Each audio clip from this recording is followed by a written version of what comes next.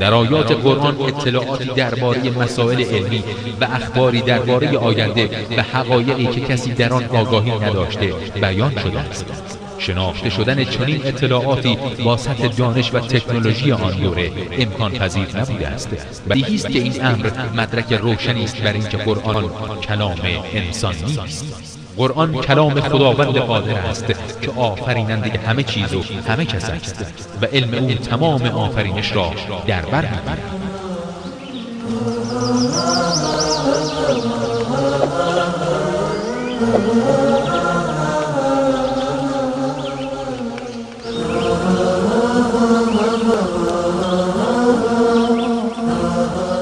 اصول دین سه چیزه. اصول دین 8 تا نیه، 5 تا نیه. اصول دین سه چیزه: توحید، نبوت و معاد.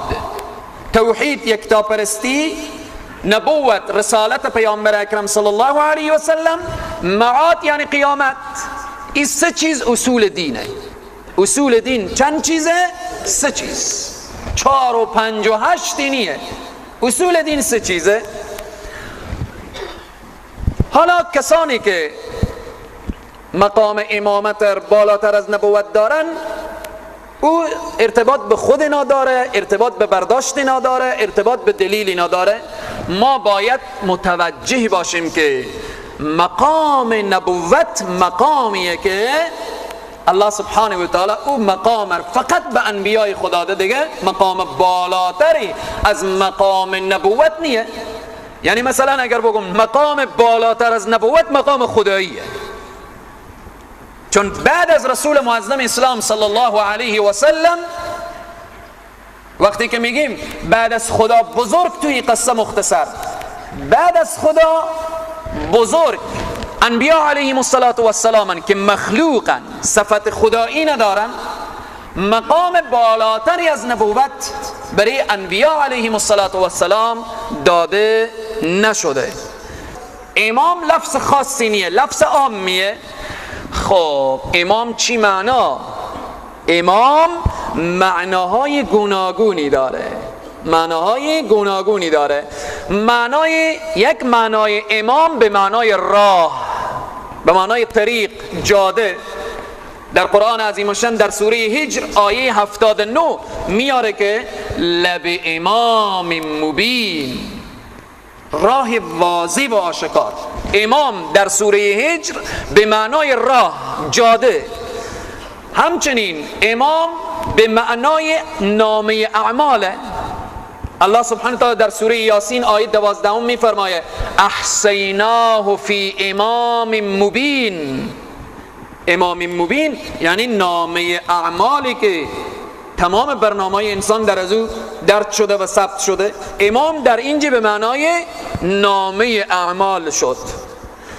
لفظ امام چنان لفظیه که الله تعالی بر زمامداران کفر هم اطلاق کرده. چگونه؟ در سوره توبه آیه 12 الله سبحانه تعالی میگه فقاتلوا ائمة الكفر. ائمة الكفر یعنی امامان کفار، ائمة الكفر. پس این لفظ خاصی نیه. لفظ چی؟ لفظ عامیه. خب به خاطر از این که سوال شده باید دقیق تر جواب بدیم. خلاصه این که بالفرض اگر فرض کنیم که اگر فرض کنیم مقام امامت از مقام نبوت بالاتره، خب در نص هم ثابت شده، در قرآن آمده، در نص هم ثابت شده. ارتباط به کی آمده؟ ارتباط به حضرت ابراهیم علیه السلام آمده. خب ارتباط به حضرت ابراهیم گفته شده. اگر بالفرض فرض کنیم وقتی که این به حضرت ابراهیم آماده، خدا به حضرت ابراهیم میگم ما برای تو چی؟ مقام امامت رو میدیم. این به حضرت علی کرم الله وجهه چی ربط داره که مستقیم از حضرت ابراهیم امام شد، خدا برای از اون مقام امامت در داد، مستقیم بیاد حضرت علی باز امام بشه. خب از کجا حضرت علی امام شد؟ حضرت علی از کجا امام شد؟ میگن به خاطری که حضرت علی از ذریه ابراهیمه. از ذریه کی؟ از ذریه حضرت ابراهیمه. خب وقتی حضرت علی از ذریه ابراهیمه، سوال اینه که حضرت اسماعیل چه کاری حضرت ابراهیم بود؟ حضرت اسحاق چه کار میشد؟ حضرت یعقوب چه کار میشد؟ چرا خدا مقام امامت به اسماعیل و اسحاق و یعقوب نداد که اینا پیامبرم بودن؟ چرا مقام امامت که بالاتر از نبوته چرا خداوند به حضرت موسی، به حضرت عیسی نداد؟ چرا برای نبی اکرم صلی الله علیه و سلم داده نشد که مستقیم بیای به حضرت علی کرم الله وجهه داده شد؟ خب وقتی که میگیم به حضرت موسی خدا نداد، اما به قوم حضرت موسی خدا داد مقام امامت به قوم حضرت موسی. در سوره السجده آیه 24 الله میفرماید و جعلنا منهم ائمه یهدون بامرنا، گردانیدیم ائمه امامانی، امام به معنای مقتدا، راهنما، رهبر، گردانیدیم راهنما و مقتدا از قوم حضرت موسی اشخاصی که دیگران هدایت کنن، راهنمایی کنن. خیلی عجیبه که این مقامی که بالاتر از نبوت خدا به موسی که پیامبر اولوالعزم نمیده ولی برای قوم میده، برای قوم حضرت موسی میده. پس باید بدانیم که امامت هیچ وقت بالاتر از نبوت از لحاظ عقیده اهل سنت و جماعت نیست و تا به حال نشده. امام یعنی مقتدا، یعنی پیشوا، یعنی رهبر. باز میگیم امامت علی از چی ثابت میکنیم؟ امامت حضرت علی از چی ثابت میشه؟ از هر چی که امامت حضرت علی ثابت میشه از همو دلیل. حالا ما کنه میفهمیم از چی ثابت میشه. از هر چی که امامت حضرت علی ثابت میشه امامت ابوبکر و عمر و عثمان هم ثابت میشه. چرا؟ حضرت علی قریشی بودن، ابوبکر و عمر و عثمان هم قریشی بودن. از هر چیزی که امامت، از هر دلیلی که امامت حضرت علی ثابت میشه از همون امامت ابوبکر و عمر و عثمان هم ثابت میشه. تکبیر!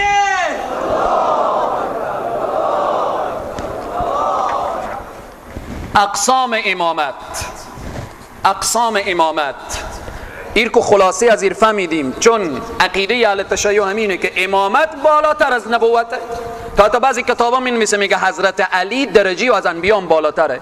چرا؟ به خاطر از اینکه برای حضرت علی مقام امامت داده شد، حضرت علی به این مقام رسید، انبیاء علیهم السلام تنها به مقام نبوت رسیدن. پس مقام امامان بالاتر از مقام چیه؟ انبیاء.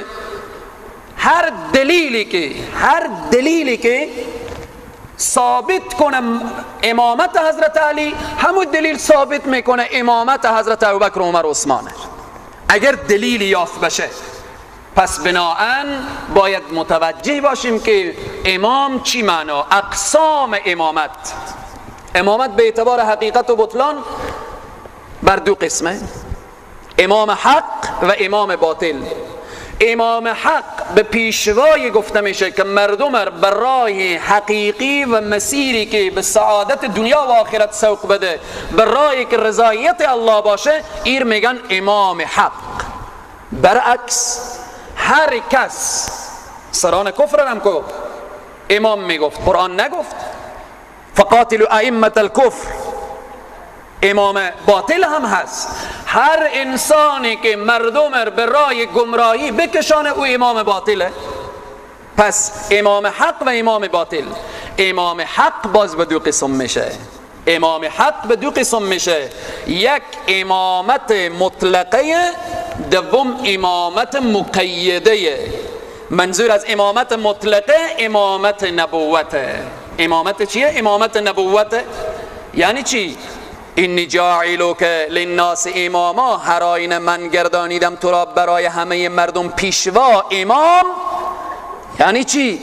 یعنی نبوت، رسالت، که خدای تبارک و تعالی به پیامبران خود این مقام را چکار کرده؟ عطا کرده، مقام نبوت را داده بزرگترین مظهر امامت مطلقه حضرت ابراهیم خلیل الله یعنی.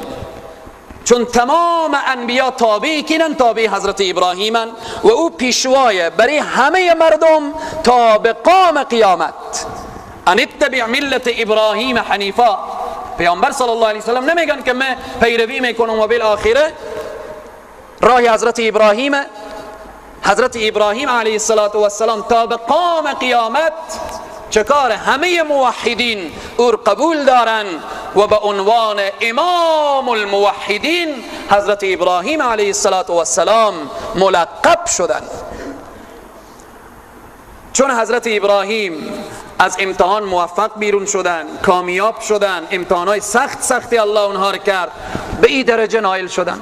خداوند چه کار کرد؟ مقام امامت رو برای از اونها داد و گفت که محبت تو در دلها جا میدم، در همه دلها.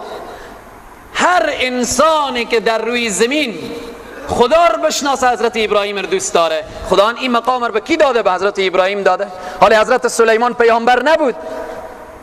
چند به جلسه گذشته خواندیم که یهودی ها میگفتن که ما سلیمان قبول نداریم ولی یهودی ها حضرت ابراهیم رو دوست دارن. این جایزه الله سبحانه و تعالی، این خلعتیه که حضرت الله سبحانه و تعالی بر تن انبیا و خصوصا حضرت ابراهیم علیه السلام کرده که جائلون اسم فاعل معنای حال و آینده میده، یعنی از زمان حضرت ابراهیم که همون لحظه تا به قام قیامت محبت طور ای ابراهیم الله در همه دلها قرار داده. این امامت مطلقه. امامت مقیده بر دو قسمه. امامت مقیده بر دو قسمه، امامت کبرای و امامت صغرای. سریعتر میگذاریم. امامت کبرا در دو قالب نمودار میگرده که میگن امامت امارت و امامت خلافت، که یکی امیر میگن و دیگر خلیفه میگن. خلیفه میگن کار از اینا چیه؟ کسانی که به امامت کبرا قرار میگیرن کار اینا نسق و نظم امور دنیوی و اجمالا نظارت بر امور دینی انسانهای، مانند خلافت خلفای راشدین و سایر خلفا امرا و حاکمان. این امامت کبرا. امامت صغرا باز به 4 قسم میشه. امامت صغرا به 4 قسم میشه. اول امامت الولایه میگن که این مقام به مجاهدت و سلوک معنوی به دست میآید و انسانها را جز اولیای خدا میگردانه. انسانهایی که خیلی طاعت میکنن، عبادت میکنن، نفس را پاک میکنن، نفس را تزکیه میکنن، الله سبحانه و تعالی چه کار میکنه؟ اونها را از جمله اولیای خود و دوستان خود انتخاب میکنه. مثلا مثل طبقات مختلف مقربان درگاه الهی از قبیل غوث، قطب، ابدال، افراد، اوتاد و غیره، اینها امامت الولایت دارن. اینها امامن، دوستان خدایان. اینها رنج بردن، زحمت کشیدن، نفس را تزکیه کردن، به این مقام رسیدن. تا حتی ائمه 12گانه اهل بیت اینها هم از جمله همین امامان. ما ائمه 12گانه اهل بیت به عنوان این امامان میشناسیم، نه به عنوان امام معصوم. حضرت علی معصوم نیان، حضرت ابوبکر و عمر و عثمان هم معصوم نیان، هیچ یک از صحابه معصوم نیان. اسمت انبیا رو بعداً بیان میکنیم. هیچ یک از صحابه معصوم نیان. اینها امامان یا ائمه 12گانه اهل بیت از جمله همین امامت الولایه هستند که ما احترام خاص الخاصی به این اهل بیت داریم که خاک پای این بزرگان را سرمه چشمان خود می سازید. هر سنی که این 12 امام و این اهل بیت پیامبر خدای نخواسته زبان درازی کنه، تن بزنه و یا بالاخره قبول نداشته باشه، در ایمان از او خلل هست. اینها اولاد پیامبر بودن، اینها بندگان محبوب درگاه الله سبحانه و تعالی بودن، اینها تقوا، زهد و پرهیزگاری بالاخره سرمشق لوحه خود قرار داده بودن، محبوب الله سبحانه و تعالی شده بودن. پس باید اینها را باید بشناسیم. حالا امام علی، حضرت علی اماما، پیشواین، رهبرن، مقتداین، تمام جان و مال ما فدای حضرت علی کرم الله وجهه.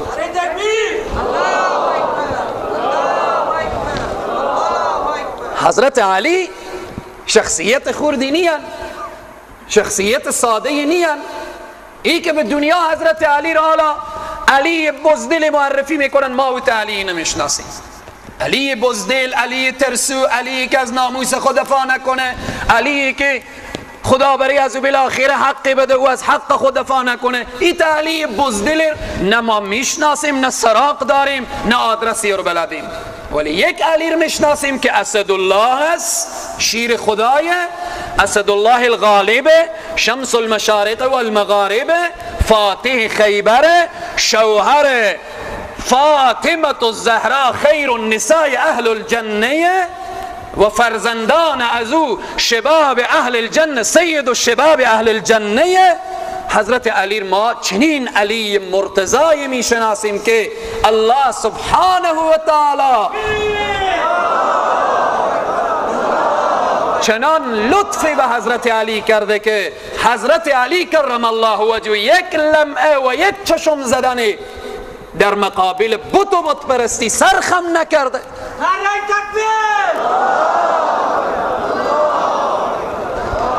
این حضرت علی کرم الله وجهه مولای مانه، تاج سر مانه، خلاصه خاک پایش سرمه چشمان مانه.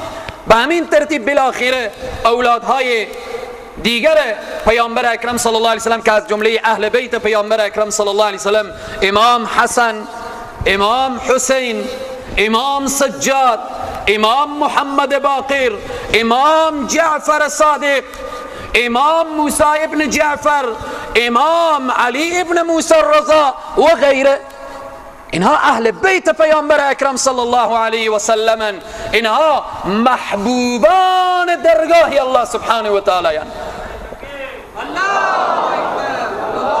اما اینا معصوم نیان، اینا معصوم نیان، اینها خلاصه غیبر نمیدانن، اینها محبوبان درگاه الله سبحانه و تعالی. ای از جمله امامانی که گفتیم که امام مقیده که به دو قسم کبرا و صغرا و امامت صغرا به 4 قسم میشه. این قسم اولیونه. قسم دوم امامت صغرا کسانی هستند که به نام مجتهد یاد میشن. به نام مجتهد که یاد میشن مانند ائمه مذاهب، امام ابو حنیفه رحمت الله علیه، امام مالک رحمت الله علیه، امام شافعی رحمت الله علیه، امام احمد بن حنبل رحمت الله علیه، امام ابو یوسف رحمت الله علیه، امام محمد شیبانی رحمت الله علیه، امام ظفر رحمت الله علیه، امام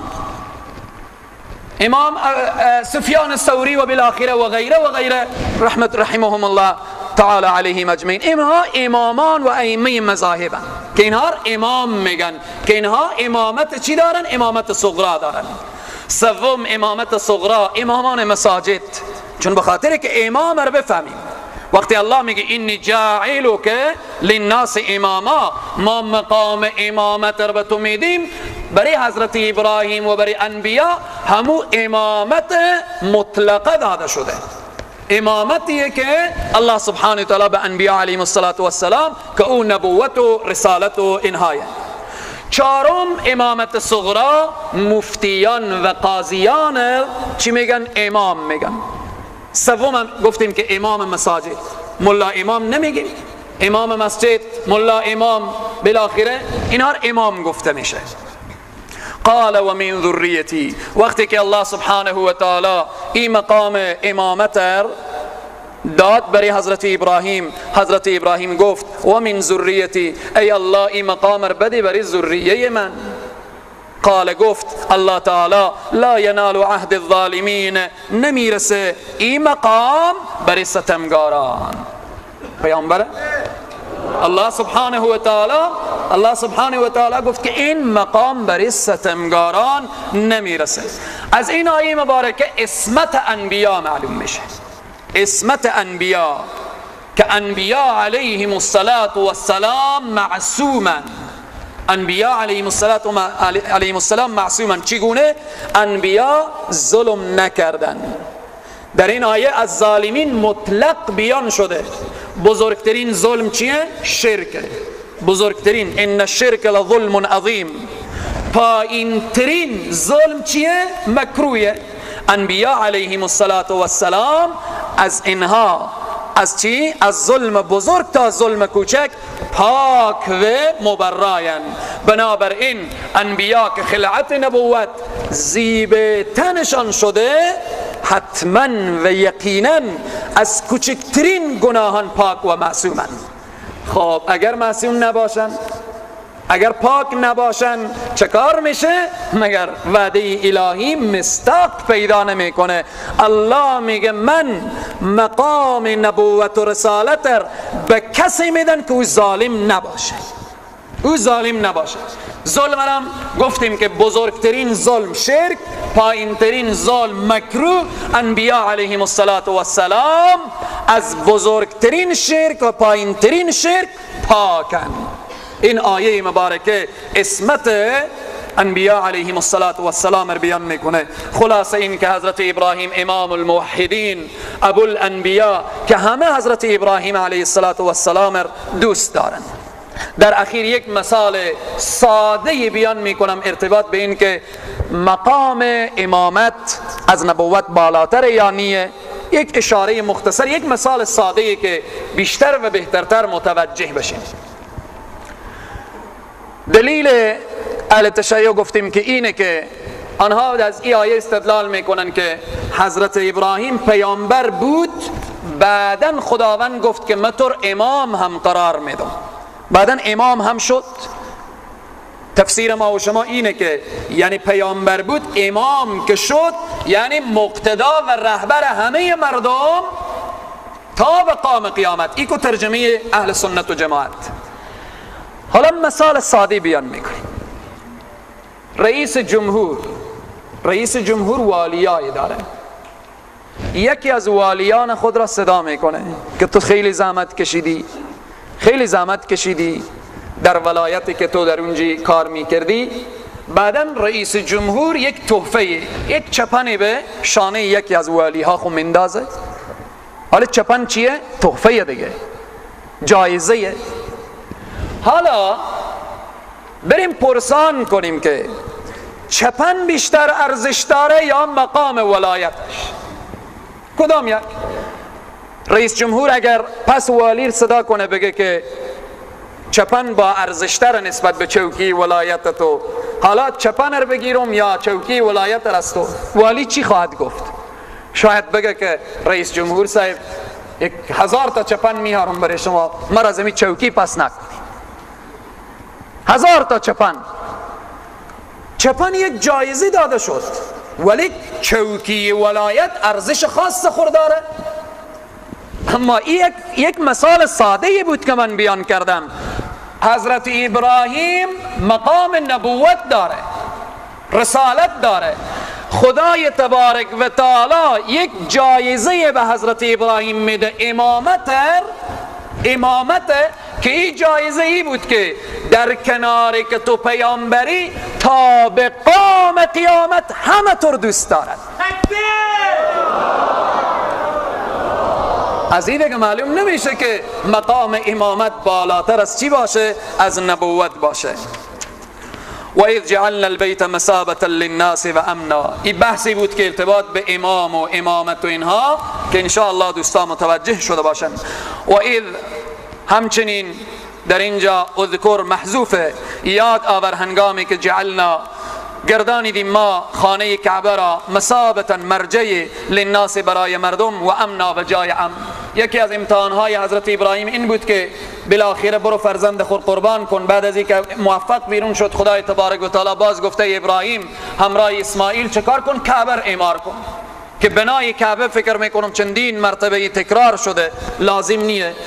کعبه معظمه به مهندسی جبرائیل، به برنایی یا بنایی ابراهیم، به کارگری اسماعیل آباد میشه.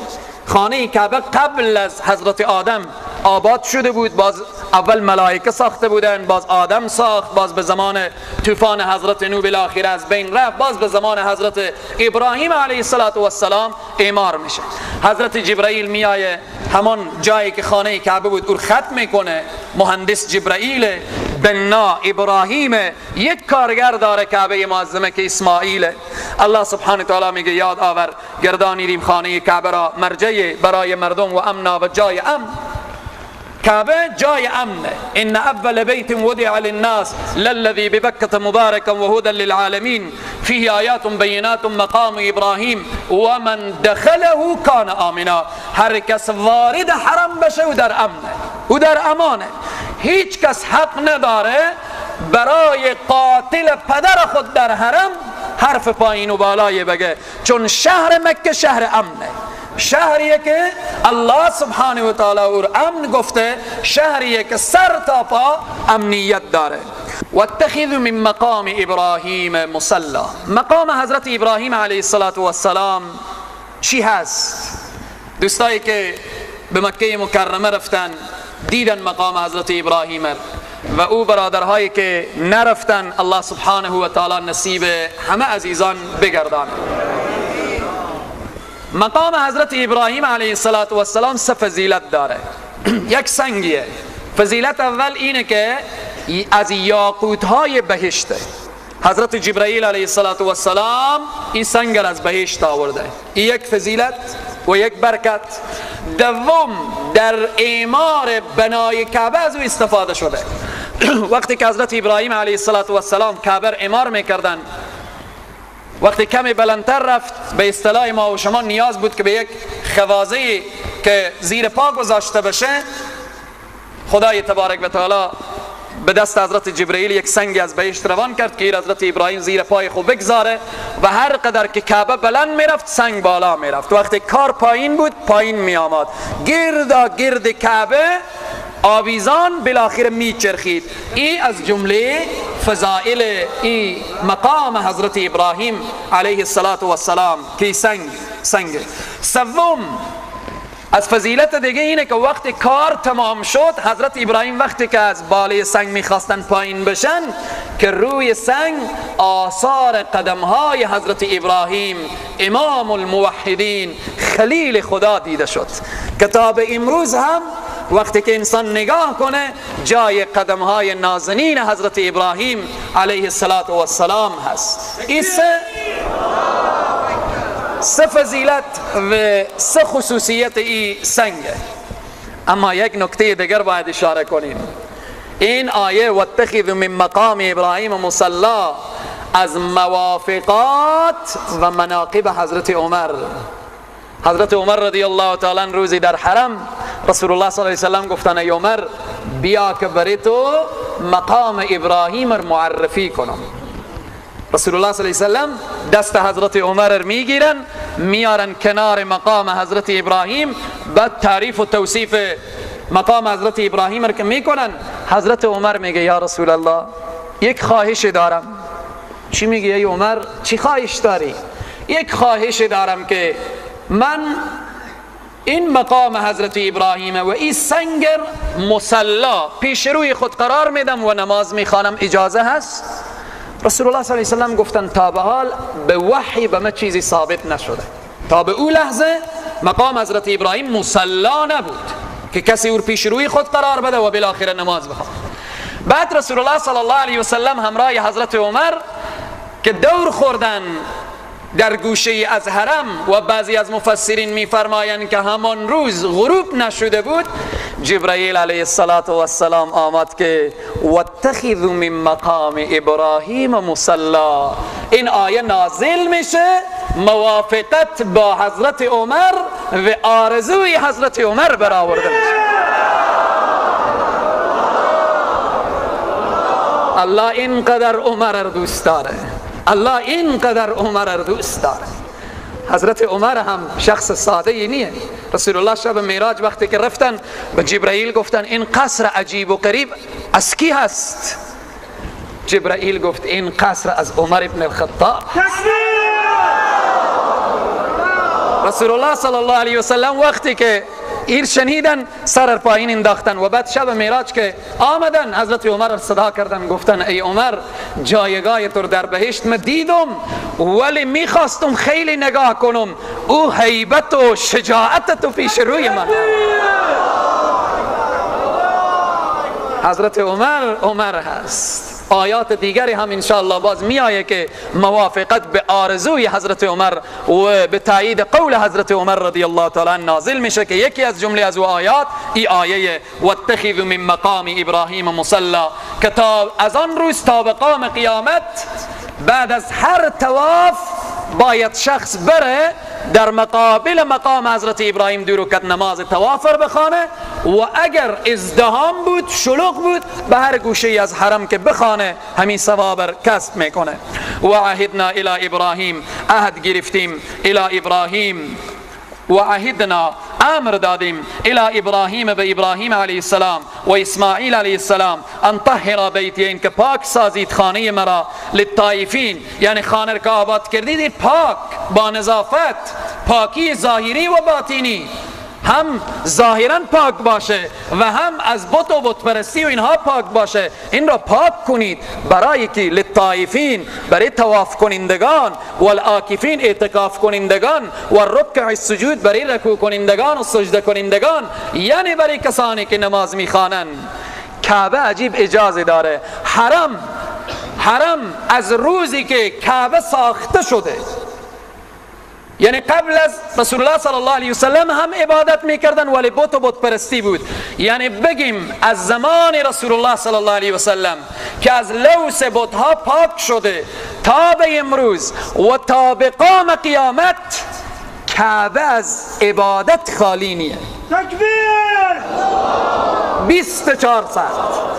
24 ساعت یا اشخاص مصروف طوافن، یا مصروف دعاین، یا مصروف تلاوتن، یا مصروف نگاه کردن کعبهن، یا مصروف بوسیدن حجر الاسودن، یا مصروف استیلام حجر به رکن یمانین، یا خلاصه به دعا و تضرع. کعبه از عبادت خالی نیه. این امتیاز مسجد الحرام.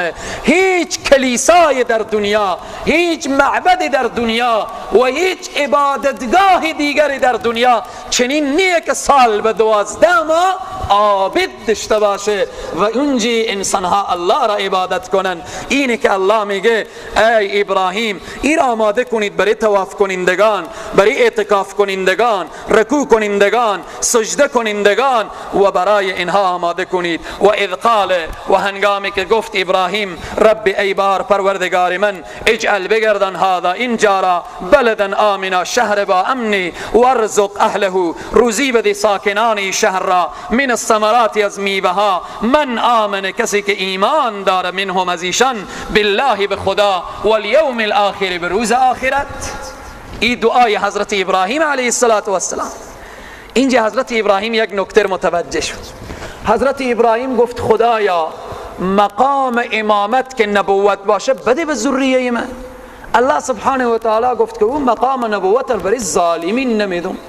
اینجا الله سبحانه و تعالی ببینیم که وقتی که به حضرت ابراهیم میگه تو کعبه بساز، حضرت ابراهیم دعا میکنه. یکی از دعاها حضرت ابراهیم اینه که ای الله روزی بده ساکنان این شهر، کسانی که ایمان دارن به خدا و به روز آخرت، مؤمنین میگه.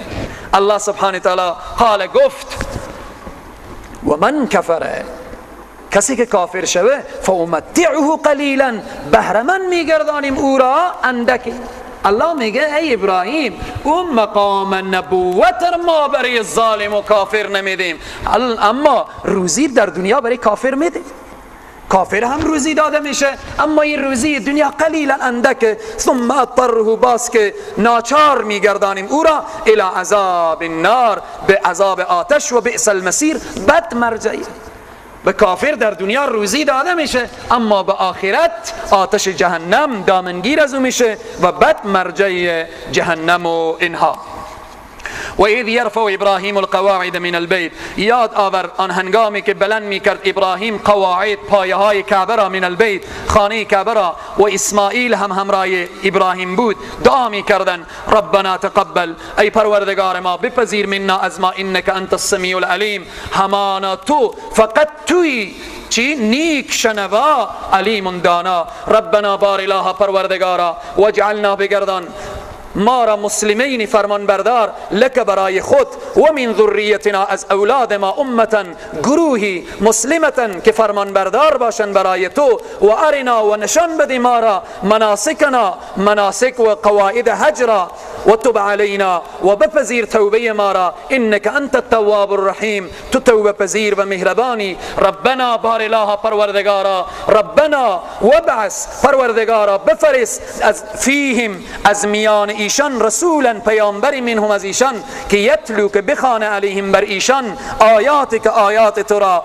و یعلمهم، تعلیم بده ایشان را، الکتاب، کتاب را، و الحکمت، حکمت را، و یزکیهم، و تزکیه کنه و نفس ایشان را پاک کنه، انک انت العزیز الحکیم، هر آینه تو چی؟ انت تو بسیار غالب و با حکمتی. پیامبر اکرم صلی الله علیه و سلم، حضرت ابراهیم علیه السلام، ببخشیم، حضرت ابراهیم وقتی که کعبه را بنا میکنه، خداوندم که دستور داده، باز هم دعا میکنه، ای الله، ای الله تو مار پیروز کن، ای الله امت مسلمه تو بفرست، ای الله تو پیامبر بفرست از نسلمه. دعای حضرت ابراهیم قبول میشه. ثمره دعای حضرت ابراهیم شد در حق رسول الله صلی الله علیه وسلم، پیامبر آمدن، امت مسلمه کینه؟ امت رسول الله صلی الله علیه وسلم، کی امتن؟ از این آیات به طور خلاصه و فشرده ترتیب دعا کردن از حضرت ابراهیم به ما یاد میدن، برای ما یاد میدن. اول دعا میکنن که ای الله چکار؟ این شهر را آباد کن. چی میگن؟ اجعل هذا بلدا، ای الله بگردان اینجا را شهری بگردان، آبادی. حضرت ابراهیم در وادی لم یزرع، یعنی وادی که نه کشته نه آب، بالاخره دشت سوزان مکه، حضرت ابراهیم دعا میکنه ای الله این شهری بگردان. مکه شریف چقدر شهر زیبایی شده، چقدر شهر زیباییه. نکته دوم، بعد شهر که آمد، ای الله امنیت بده. باز امنیت از خدا میخواد. شهری که امنیت نداشته باشه ارزش نداره. امروز ما و شما خیلی به دردسرهای عجیب و غریبی دوچاریم که تا اندازه ناامنیه، ولی دعا باید کرد خدایا این شهر را آباد کن، شهر ما امنیت بده در شهر ما. بعد سوم چی؟ طلب رزق و روزی. شهر باشه، امنیت باشه، همه مردم بیکار باشن فایده داره؟ نه، باید کار باشه، معامله باشه، رزق باشه، روزی باشه، شهرک‌های صنعتی باید فعال باشه. این دعای حضرت ابراهیمه، ای الله شهر را آباد کن، ای الله امنیت بده، ای الله اهل این شهر رزق و روزی فراوان بده. چهارم، بعد از این شهرم باشه، امنیتم باشه، خب پولداری هم باشه، اگر دین نباشه خدا نجات بده، اگر دین نباشه خدا نجات بده. بعد حضرت ابراهیم میگه ای خدا دین بده، دین بده در این شهر. بعد از این که دین را حضرت ابراهیم درخواست میکنن، مرحله پنجم چگونگی انجام عبادت را از خدا میخواهند. یعنی وقت شهر آماد، امنیت آماد، فراونی آماد، دین آماد، دینی هم که مطابق به تعلیم الله باشه. ایت نباشه که هر کس از پیش خبر دینی تیار کنه، هر کس عبادتی تیار کنه، هر کس به سلیقی خود خبر بالاخره عبادتی بسازه. نه، عبادتی باشه که به طریقه جناب محمد رسول الله صلی الله علیه و سلم.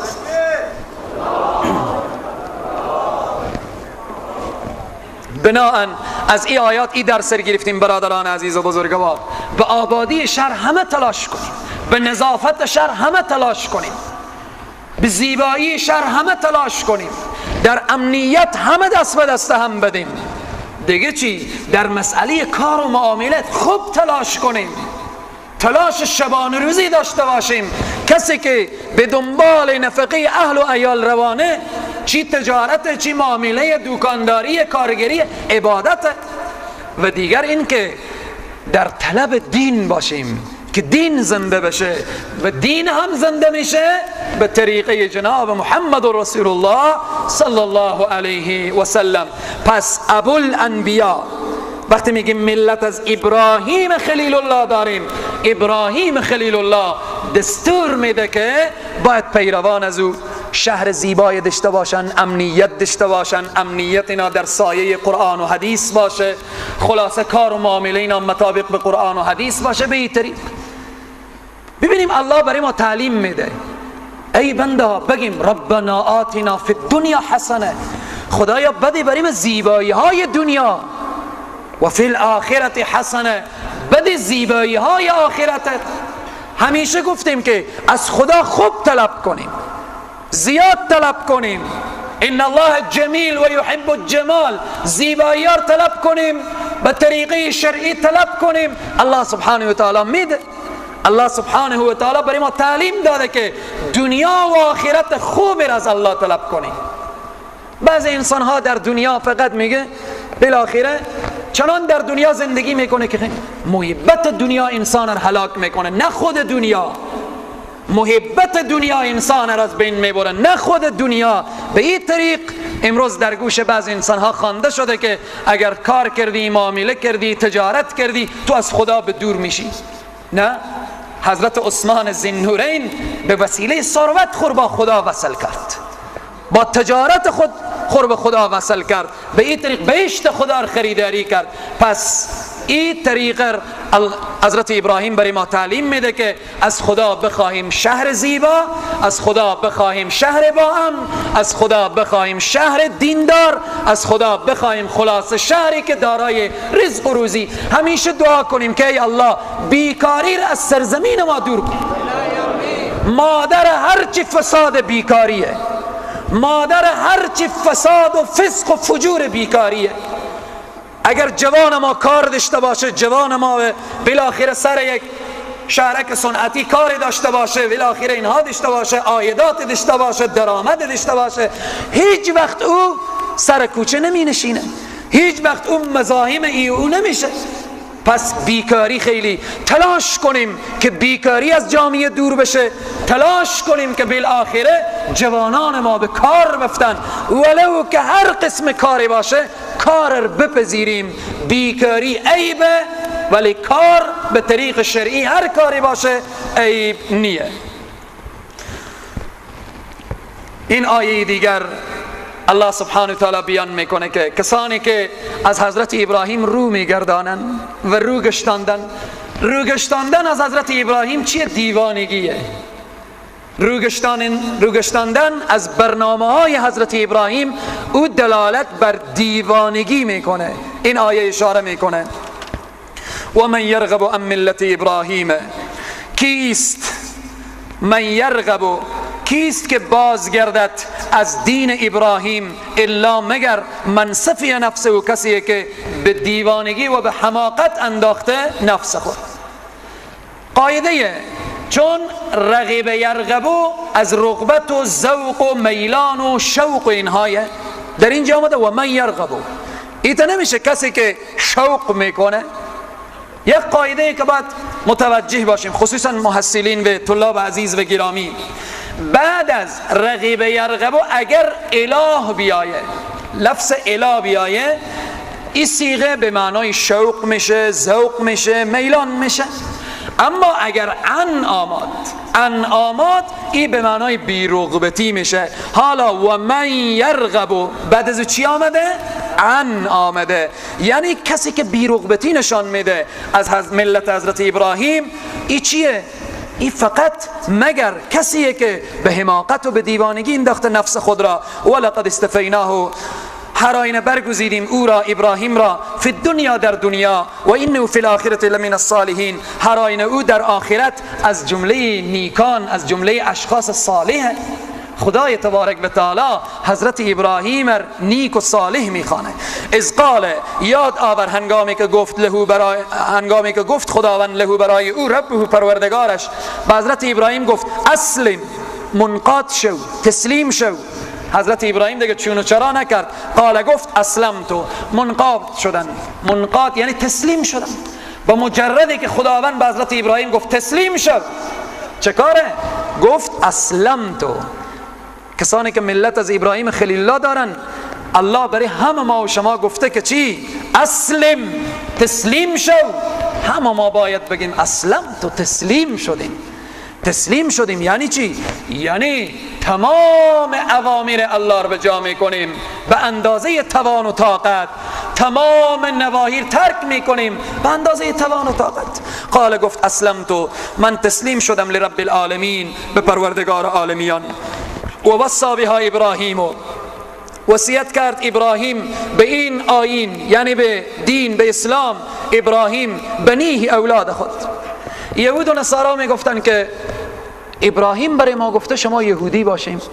یعقوب فرزند ابراهیم و بالاخره که از اولاد ابراهیم، او برای ما گفته شما یهود باشین. نصارا می گفتن یعقوب برای ما گفته شما نصارا باشین.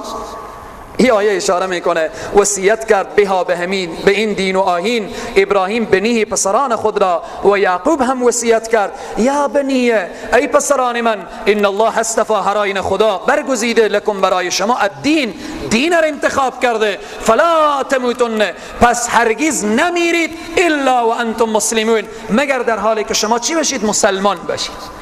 حضرت ابراهیم هم اولادا خود جمع کرد در لحظات اخیر، گفت از دنیا که میریم کوشش کنیم مسلمان بریم. حضرت یعقوب هم اولادا خود جمع کرد و بالاخره بر اینا وصیت کرد. اما امروز متاسفانه بعض انسان ها لحظه مردن که میشه اولادا خود جمع میکنه، فلان باغ است و فلان باغچه است و فلان دکان است و تو دخترم که دختری حق نداری. بعد چه کاره؟ چشما خور پت میکنه، میره از دنیا، والله اعلم که چی میره. اما ملت از ابراهیم خلیل الله داری، لحظات اخیر عمرتو شده فرزندا خوربشون، بگو که بعد از من نه که به شرک برگردیم، نه که مشرک بشیم، نه که خرافاتی بشیم، نه که بالاخره دین و اسلام و قرآن را کنیم. این وصیت اشخاصی میکنن که ملت از ابراهیم خلیل الله داری. هیچ کس حق نداره در حیات خود میراث خود تقسیم کنه. خدای تبارک و تعالی آیات میراث صراحتاً تقسیم کرده، هیچ کس حق نداره، خصوصا که یک دختر مظلوم رو چکار کنه؟ از میراث و از ارث محروم کنه. این عذاب سختی در پی داره. نعوذ بالله این معنا میشه که خدا به این دختر حق داده، نعوذ بالله ثم نعوذ بالله، این نمیفهمیده، مال میفهمه، همین معنا رو داره. پس خیلی قضیه مهمه. دوباره اشاره میکنه ام کنتم شهدا، آیا شما بودید شهدا حاضر؟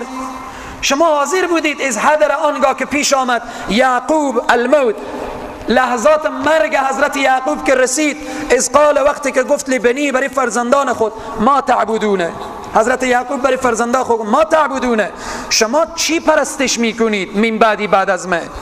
قالوا، گفتن نعبد الهک و اله آبائک، ما پرستش میکنیم، عبادت میکنیم اله تو را و اله پدران تو را، ابراهیم و اسماعیل و اسحاق، ذاتی که اله واحده، ذاتی که معبود یگانه، و نحن له مسلمون، و ما برای او منقادیم، تسلیمیم. این فرزندان حضرت یعقوب، حضرت یعقوب از اینا قول گرفت. اینجی این دروغ از این یهود و نصارا ورملا شد که میگفتن یعقوب برای ما گفته علیه السلام که شما یهودی باشید، شما نصرانی باشید. تلک امتون قد خلت، آن گروهی بودن که به تحقیق گذشتن. ای بنی اسرائیل، شما افتخار نکنید که ما اولاد یعقوبیم، افتخار نکنید که ما پیغمبر زاده ایم، ما آقا زاده ایم، مولوی زاده ایم، خواجه زاده ایم، سید زاده ایم، افتخار نکنیم. بزرگانی که اعمال صالح انجام دادن چه کاره؟ این گروهی بودن که لها ما کسبت، آنها از برای آنهاست، ما کسبت، آنچه که کسب کردن. من اولاد خواجه انصارم الحمدلله، اما خواجه انصار تفسیر، مفسر، محدث، زهد، تقوا، پرهیزگاری، هر عمل صالح که انجام دادن به خود اینا تعلق داره، برابر سر سوزن به حال ما فایده نداره. ولکم ما کسبتم، و برای شماست آنچه که شما کسب میکنیم. عبادات آبا و اجداد شما، آبا و اجداد شما که به نزد الله قرب دارن، به حال شما فایده نداره. ولا تسألون، و پرسیده نمیشوید اما کانوا یعملون، از آنچه که ایشان عمل کردن و انجام میدادن. و قالوا، گفتن یهود و نصارا برای مسلمان ها میگفتن کونوا هودا و نصارا، شما یهود و نصارا باشید، شوید، تحت دو چه کار میشه؟ هدایت میشید. همالی نمیگن بیاییم مسیحی بشیم، شما راه نجات شمانه. قل، بگو هرگیز، بل یعنی هرگیز پیروی نمی کنم، بلکه چی چیز پیروی می کنم؟ ملت ابراهیم حنیفا، من میرم به راه ابراهیم، ابراهیمی که حنیفه. یعنی چی؟ یعنی یک جهت. ابراهیم یک جهته، اصلا میل به طرف شرک و خرافات نداره. کسی که میل به شرک و خرافات نداشته باشه او میگن حنیفی. حنیف یعنی سوچه. و ما کان من المشرکین، و نبود ابراهیم از جمله مشرکان. قولوا، بگویید آمنا، ایمان آوردیم، بالله به خدا، و ما انزل، او چیزی که فرستاده شده الینا به سوی ما، و ما انزل، اون چیزی که فرستاده شده الی ابراهیم به سوی اسماعیل، به سوی اسحاق، برای یعقوب، و الاسباط، برای اولاد یعقوب، و ما اوتی، و او چیزی که داده شده به موسی و عیسی، و ما اوتی النبیون، او چیزی که داده شده برای دیگر پیامبران، من ربهم، از جانب الله سبحانه و تعالی. به همه انبیا آنچه که نازل شده از جانب الله ما ایمان داریم. هر شخصی که به عنوان پیامبر فرستاده شده ما او قبول داریم. لا نفرق بین احد منهم، هرگز فرق نمی کنیم در میان هیچ یک از انبیا علیهم السلام. و نحن له مسلمون، و ما برای پروردگار منقادیم و تسلیمیم. فإن آمنوا بمثل ما آمنتم، پس اگر ایمان بیاورن به مثل ما آمنتم، به او چیزی که شما ایمان آوردید. اگر اهل کتاب ایمان بیارن به مثل ایمان شما ای صحابه، این آیه مبارکه این اشاره میکنه که مجموع صحابه معیار حقا. خلاف صحابه عمل کردن گمراهیه. هر کس خلاف صحابه عمل کنه گمراه میشه. این آیه میگه فین آمنو، پس اگر ایمان بیاورن به مثل ما آمنتم، به او چیزی که مثل ایمان شما که به او ایمان آوردید، فقد اهتدوا، هر آینه اینا راه هدایت یافتن. و این تولوا، اگر پشت کنن، قبول نکنن راه صحابه و ایمان صحابه، فانما جز این نیست که هم ایشان فی شقاق، در بدبختیان، در خلافن، در شقاوتن. خب فسیکفیکهم الله، ای پیامبر، ای صحابه، ای بزرگان دین، ای امت محمد رسول الله، وقتی اهل کتاب یهود و نصارا با شما اختلاف میکنن و ایمان نمیارن، شما نترسید، اینا کاری کرده نمیتوانن. فسیکفیکهم الله، کفایت میکنه شما را شر دشمنان، فقط کفایت میکنه. از دشمن هیچ وقت نترسید. چرا از دشمن نترسیم؟ به خاطر که دشمن خیلی قویه، خیلی قویه. دشمن توپ داره، طیاره داره، کروز داره، پول داره، هر چیزی داره. اما ولله خزائن السماوات والارض، خزینه ها و گنجه های زمین و آسمان همه مال خداست.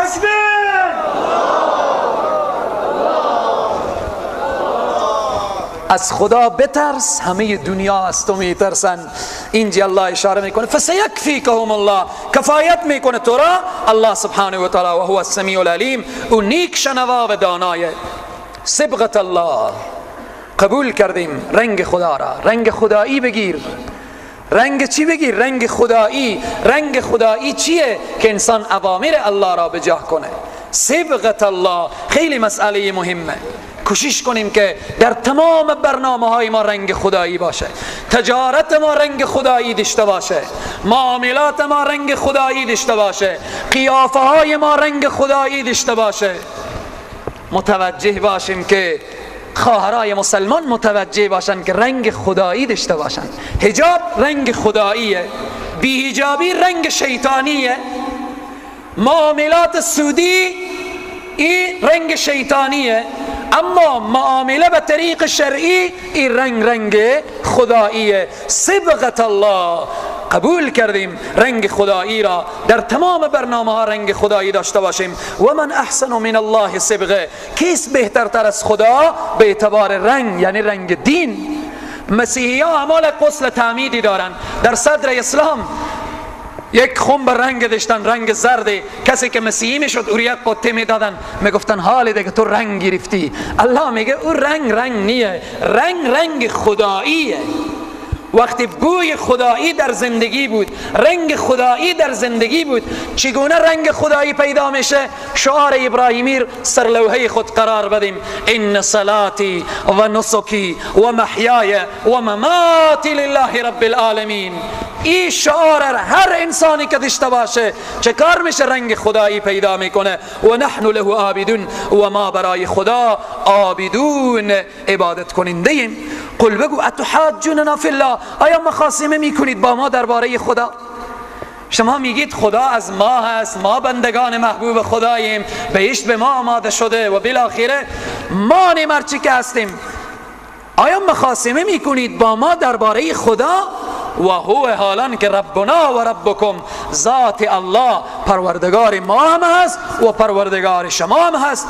ولنا اعمالنا ولکم اعمالکم، برای ماست اعمال ما و برای شماست اعمال شما. به صحرای محشر معلوم میشه که حق کینه و باطل کینه. و نحن له مخلصون، و ما برای خدا چی؟ مخلصانیم، یعنی موحدان. الله را به یگانگی میشناسیم و او را به اخلاص عبادت میکنیم. ام تقولون، آیا میگویید که این ابراهیم، همان ابراهیم و اسماعیل و اسحاق و یعقوب و اولادهای یعقوب، کانو، اینها بودن که هودن و نصارا، اینها یهود و نصارا بودن؟ آیا میگویید که اینها یهود بودن، اینها نصارا بودن؟ قل بگو انتم اعلم ام الله، آیا شما میدانید، بیشتر میدانید یا خدا؟ یهود میگن که ابراهیم یهودی بوده، مسیحی ها میگن ابراهیم مسیحی بوده. الله میگه شما بیشتر میدانیم یا من؟ قل بگو انتم اعلم ام الله، آیا شما داناتریم یا خدا؟ شما میگیم ابراهیم یهود بوده، نصارا بوده. الله میگه ما کان ابراهیم یهودی ولا نصرانی ولكن کان حنیفا مسلما. ابراهیم نه یهودی بوده نه نصرانی بوده، بلکه حنیف و مسلمان بوده.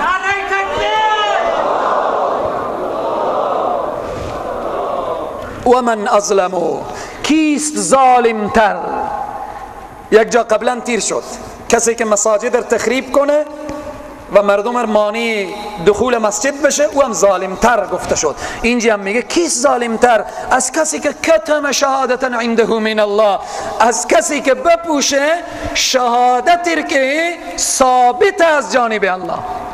خدا یک موضوع حق بیان کرده داخل کتاب خود، ولی کسی که او بپوشه از او انسان، کسی که حق را بپوشه از او ظالم تر دیگه ما ظالمی نداریم.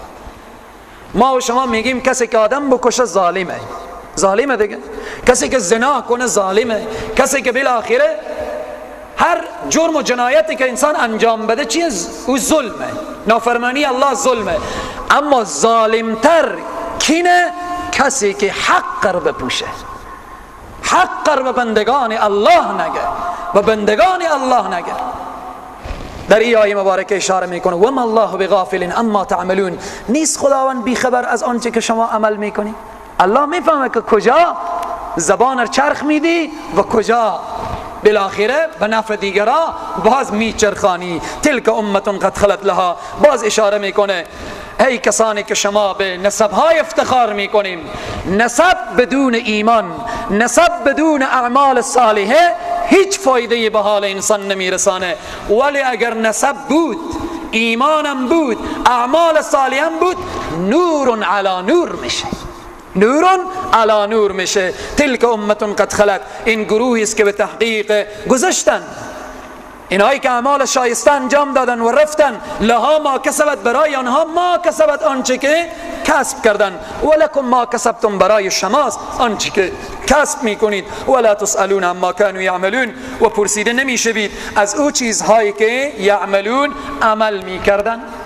به صحرای محشر اگر بابو ما و شما، بابو کلون ما و شما، یکی از آبا و اجداد ما و شما اگر عبادت هم کرده باشه، عبادت از اونا دستمار نمیگیره، به خال خود اینا فایده داره. اگر یک گناه عظیم و بزرگی هم کرده باشه، صحرای محشر ما و شما کش نمیکنن که بیاد تو هم نواسی فلانی بودی، نه، لها ما کسبت ولکم ما کسبتم ولا تسألون اما كانوا یعملون، که انشاءالله برنامه بعدی ارتباط به تحویل قبله که اشاره میشه. در اخیر یک نکته اشاره میکنیم. الحمدلله که جزء اول به توفیق پروردگار عالم که توفیق الله بود، ای زور و بازو و ای قوت، نه ای گفتن در توان ما بود و نه ای استماع در توان شما، همه اینها چیه؟ هذا من فضل ربی، این فضل پروردگار عالمه که الله توفیق داد یک جز از کلام پروردگار عالم ترجمه و تفسیر، شمه و قطره از تفسیر بیان شد. اللهم اغفر موتانا و موت المسلمین، اللهم اغفر موتانا و موت المسلمین وسلم مسافرنا و مسافر المسلمین واشف امراضنا و امراض المسلمین واقض حاجاتنا و حاجات جميع المؤمنين يا حي يا قيوم يا ذا الجلال والإكرام برحمتك يا أرحم الراحمين.